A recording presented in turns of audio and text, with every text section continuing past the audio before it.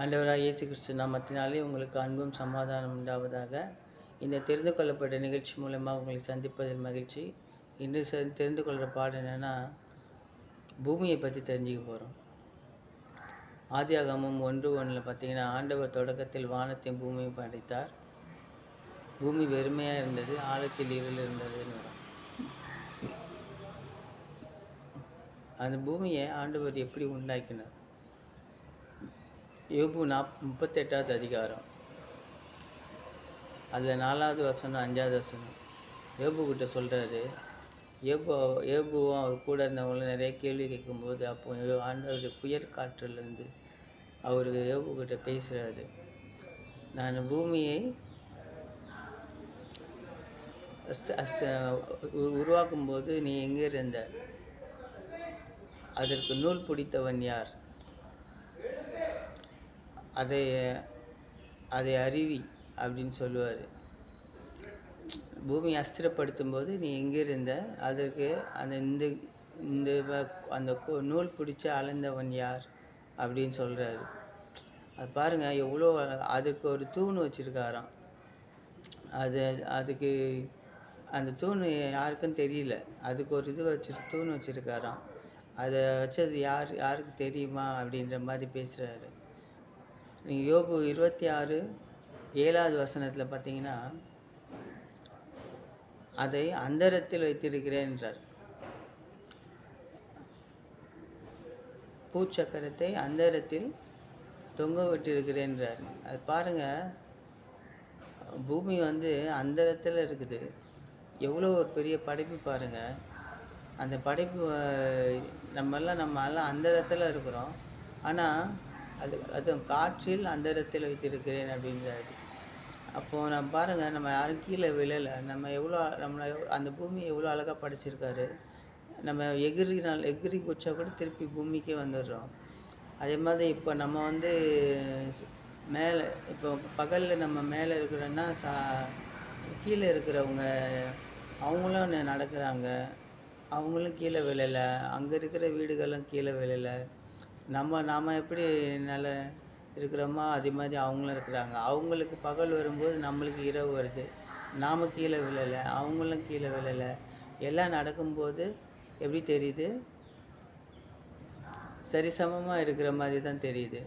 அப்போது கடவுளுடைய படைப்பு பாருங்கள், எவ்வளோ அழகாக படைச்சிருக்காரு.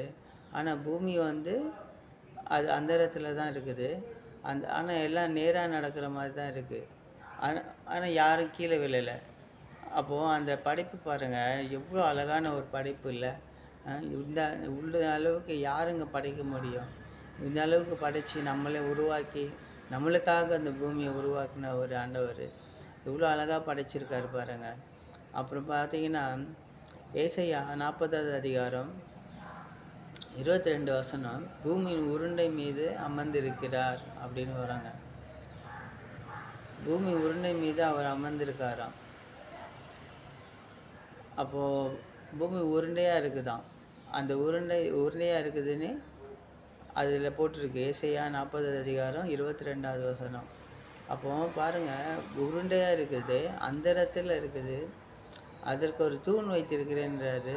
அது எப்படி தெரியல. அதை அஸ்திவாரப்படுத்தும் போது யார் எனக்கு உதவி செஞ்சதுன்னு யோபுட்ட கேட்குறாரு. அதற்கு நூல் பிடித்தவன் யார் அப்படின்னு கேட்குறாரு. அதெல்லாம் எவ்வளோ ஒரு பெரிய விஷயம் பாருங்கள். பாதாளம் அவர் முன்னாடி திறந்து இருக்கிறது. அதுக்கு ஒளிவு மறைவில்லை. நம்மளுக்கு தான் நம்ம திறந்துருக்குதா மூடி இருக்குதான்னு தெரியாது. ஆனால் அவர் பார்வைக்கு பார்த்தீங்கன்னா அது திறந்து இருக்கிற மாதிரி இருக்குது.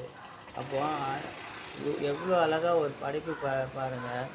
இந்த மாதிரி படித்து நம்மளை இங்கே பூமியில் வச்சுருக்காருங்க. நம்ம தேவன் எப்பேற்பட்ட தேவன்னு கூட நம்ம வணங்குறோம் பாருங்கள். நம்ம தெரிந்து கொள்ளப்பட்டவர்கள் எல்லாம் ஆண்டவராக இயேசு கிறிஸ்து எப்பேற்பட்ட தேவன், எப்படி அவர் நம்மளை பூமியை அஸ்திவாரப்படுத்தி அந்த இடத்துல தொங்குகிற பூமியில் நம்மளை சுற்றி வருது. அதுவும் தானும் சுற்றி சூரியனை சுற்றி வருது. சூரியன் சுற்ற ஒரு நாள் ஆகுது, தான் சுற்ற ஒரு நாள் ஆகுது, சூரியன் சுற்ற 365 நாள் ஆகுது. அந்த மாதிரி சுற்றுது. ஆனால் நம்ம யாரும் கீழே விழலை. நம்ம அழகாக எங்கெங்கே இருக்கிறோமோ அங்கங்கே தான் இருக்கிறோம். நம்ம விருப்பப்பட்ட இடத்துக்கு தான் போகிறோம். நம்ம விருப்பப்பட்டதை தான் செய்கிறோம். இப்படி இருக்கும்போது அது அந்த படைப்பின் ரகசியம் பாருங்கள், எவ்வளோ அழகான ஒரு படைப்பின் ரகசியம். ஆண்டவர் எவ்வளோ அழகாக படைச்சிருக்காரு பாருங்க.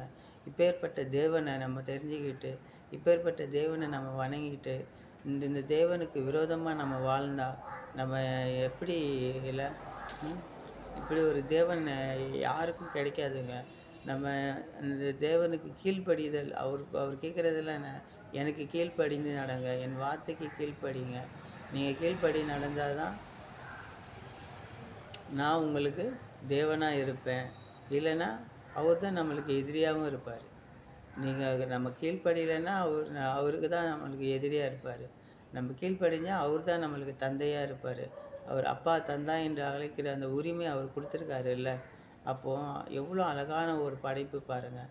அந்த படைப்பை நம்ம மதிக்காமல் இருக்கிறோம். அந்த படைப்புடைய ரகசியத்தை நம்ம புரிஞ்சிக்காமல் இருக்கிறோம். அது தயவுசெய்து நீங்கள் அதை படித்து பாருங்கள்.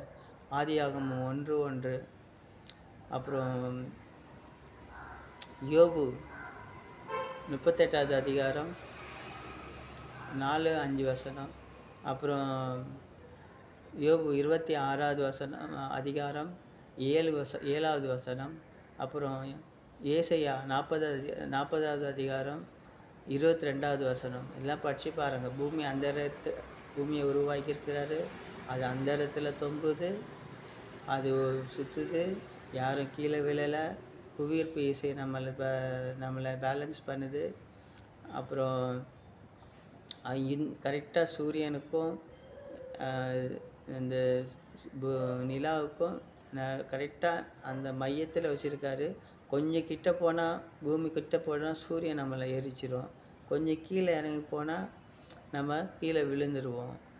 ஆனால் அவர் கரெக்டாக அந்த மையத்தில் நம்மளை வச்சு இப்போ எவ்வளோ அழகாக கரெக்டான அளவில் அதுக்கு தான் கேட்குறாரு யோபு 38ல், இதற்கு அளவு குறித்தவன் யார், இதற்கு நூல் பிடித்தவன் யார் அப்படின்னு கேட்குறாரு. அப்புறம் ஏசாயா 40ல் பார்த்தீங்கன்னா, உலக உருண்டை மீது அவர் அமர்ந்திருக்கிறார், பூமி உருண்டை மீது அவர் அமர்ந்திருக்கிறார் அப்படின்னு சொல்லப்படுது. ஸோ பாருங்கள், நம்ம இவ்வளோ அழகான ஒரு தேவனுடைய படைப்பில் வாழ்ந்துட்டு இருக்கிறோம். அந்த தேவனை பற்றி தெரிஞ்சிட்டு இருக்கிறோம். அந்த தேவனுக்காக நம்ம என்ன செய்ய போகிறோம்? அவர் வார்த்தைக்கு கீழ்ப்படுகிறதை விட மேலான விஷயங்கள் ஒன்றும் இல்லை. நன்றி, வணக்கம்.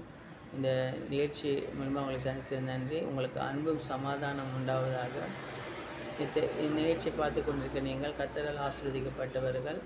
நீங்கள் ஆண்டவருக்கு தயவு செய்து கீழ்ப்படிந்து வாழுங்க. அதை விட பெரிய மகிழ்ச்சி எதுவுமே இல்லை. நீங்கன்றதை விட நாம் கீழ்ப்படிந்து வாழலாம்.